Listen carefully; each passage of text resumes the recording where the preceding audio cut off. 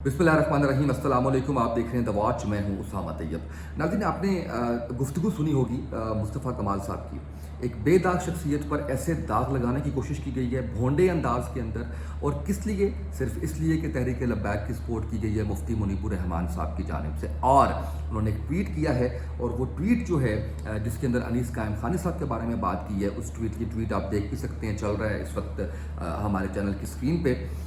इसके अंदर कोई ऐसी बात नहीं है जिसके ऊपर इतना हंगामा कर दिया जाए और इतनी बात कर दी जाए। रब्ता किया हमने मुफ्ती मुनीबुर रहमान साहब से। मुफ्ती साहब, बहुत शुक्रिया, आपने वक्त दिया। मुफ्ती साहब, सबसे पहले मुझे ये बताइएगा कि जो मजहबी जमातों के इत्तेहाद की बात हो रही है सियासी तौर पर, उस हवाले से क्या डेवलपमेंट है?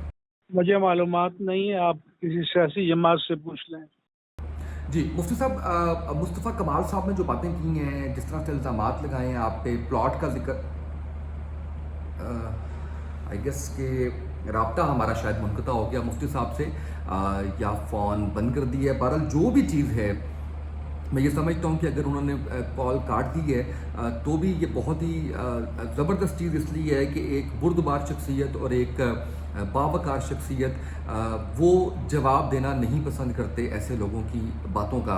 ये मेरी तरफ से ये जो चीज़ जो मैं इसको एनालाइज कर सकता हूँ कि बड़ी नबी तुली बात हमेशा करते हैं मुफ्ती मुनीबुर रहमान साहब, और मुस्तफ़ा कमाल साहब पे वो बात का जवाब नहीं दे रहे, जो कि बहुत एक वफ़ादार शख्सियत की निशानी है।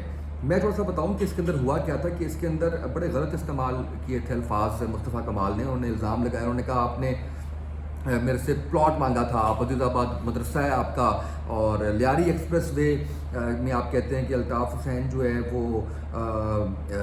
लोग मारता था, तो ये बच्चे जो शहीद होते हैं, अल्ताफ़ हुसैन रोज़ाना बंदे मारता था। और फिर साथ कहते हैं कि तब ट्वीट करते हैं ना जब मैं उनके साथ था, 40 साल जो है वो मैं उनके साथ रहा हूँ, तो उस वक्त आप ये करते। यानी आप ये मान रहे हैं कि मुस्तफ़ा कमाल साहब बंदे मारते थे और आप उनके साथ थे, या आप टॉन्ट कर रहे हैं? मैं नहीं समझ सका। मुझे तो जो सुन के ये ख्याल आ रहा है वो ये आ रहा है कि आप ये कहना चाह रहे हैं कि मुस्तफ़ा कमाल बंदे मारता था, मैं उसके साथ था, उस वक्त आप में जरूरत नहीं थी कि आप ट्वीट कर सकते, और आज आप मेरे पे ट्वीट कर रहे हैं, या मेरे प्रेसिडेंट अनीस खान खानी पे ट्वीट कर रहे हैं। यानी ये तासुर ये आ रहा है। मैं फिर ये कह रहा हूँ कि मुझे नहीं पता उन्होंने टॉन्ट किया है या क्या किया है, लेकिन तासुर यही है कि आप मान रहे हैं कि अल्ताफ़ हुसैन बंदे मारता था और आप उनके साथ थे।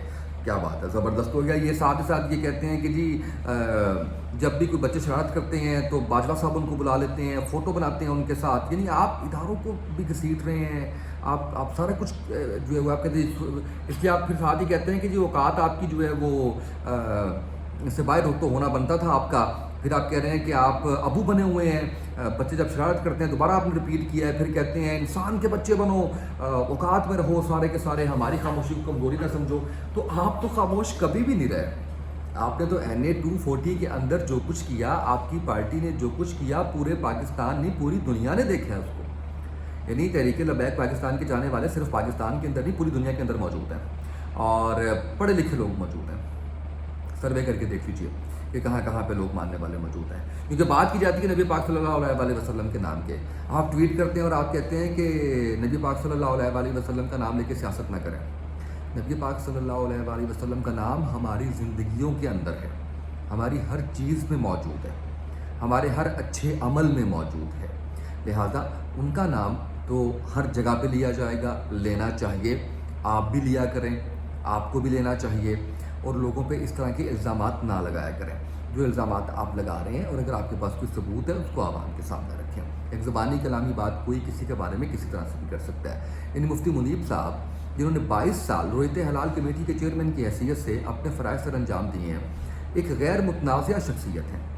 और जब ओहदा छोड़ के गए उस वक्त भी मुफ्ती साहब ने इस हवाले से कोई बयान नहीं दिया, कोई बात नहीं किया। आज के प्रोग्राम के अंदर मुफ्ती साहब से हमने टाइम लिया था इंटरव्यू के लिए, जब हमने उनके सामने सवाल रखा मुस्तफ़ा कमाल साहब के हवाले से, तो उन्होंने खामोशी बेहतर जानी। आज भी वो खामोश हो गए, उन्होंने जवाब नहीं दिया। वो चाहते तो आज आपको जवाब भी देते, वो चाहते तो आपको जो है वो उनके उनके उनके सोशल हैंडलर्स की तरफ से आपको जवाब आ जाता, लेकिन जवाब नहीं आ रहा आपको।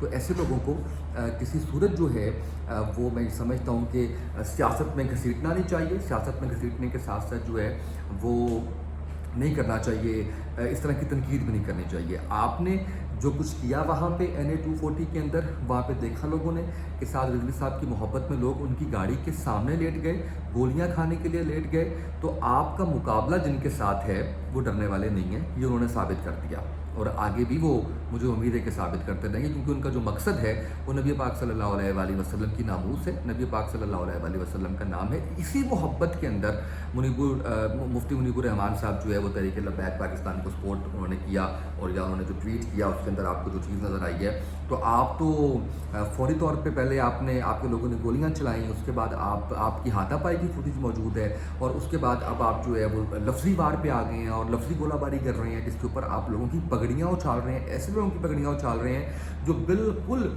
غیر سیاسی رہے اپنے کریئر کے دوران، اپنی زندگی کے دوران، جو کسی قسم کا ان کے اوپر کوئی کنٹروورسی نہیں تھی، آپ ان کے اوپر الزامات لگا رہے ہیں۔ میں پھر کہوں گا اگر آپ کے پاس ثبوت ہے وہ ثبوت ضرور دکھائیے، لیکن اس طرح سے میں سمجھتا ہوں کہ کسی کے اوپر الزام لگانا اور اس کی شخصیت کو مجروح کرنا اور اس کے فیم کو مجروح کرنا یہ سوٹ نہیں کرتا آپ کو۔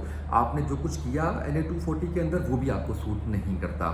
یہ سیٹ جس طریقے سے دی گئی ہے وہ سب لوگوں کو بڑے اچھے طریقے سے جو ہے وہ نظر آ رہی ہے، اور بڑا تھن مارجن ہے۔ میں اس کے اوپر ریسرچ کر رہا ہوں، میں آپ کو بتاؤں گا کہ ماضی میں یہاں پر کیا کچھ ہوتا رہا ہے اور ابھی یہاں پر کیا کچھ ہو رہا ہے، اور کس طریقے سے تحریک لبیک پاکستان کو یہاں سے یہ جیتی ہوئی سیٹ ہروائی گئی ہے، یعنی آپ یہ چیز برداشت نہیں کر سکتے۔